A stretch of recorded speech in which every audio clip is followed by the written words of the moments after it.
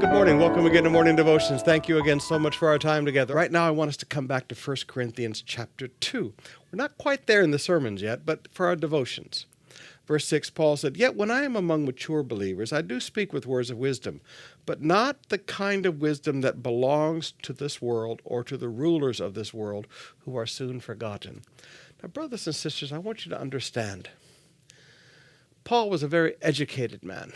Paul was an incredibly intelligent man. I mean, look at Romans and look at Galatians, and you begin to see a glimpse of this man's incredible intellect.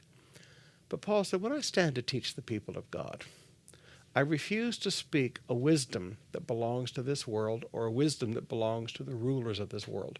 Whether they're business rulers, whether they're demonic rulers, whether they're governmental rulers. Paul said, I'm not going to speak the words of wisdom that belong to this world or to the rulers of this world. He said, that's not the type of wisdom we speak with. Now, as a pastor, we have to make decisions in life. You will never hear me quote Steve Jobs. You will never hear me quote Warren Buffett. You will never hear me quote Good to Great. You will never hear me quote the words or the wisdoms of this world. I would never attend a leadership conference where secular businessmen and secular people are teaching the wisdom of this world. My job as a pastor, there are others who can teach that other stuff, but my job as a pastor, my job as a man of God, called by God, by His grace, is to only teach you the wisdom of God.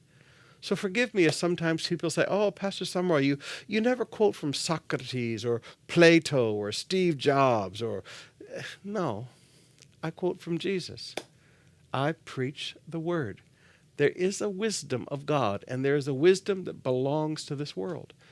Let the world take care of what belongs to the world.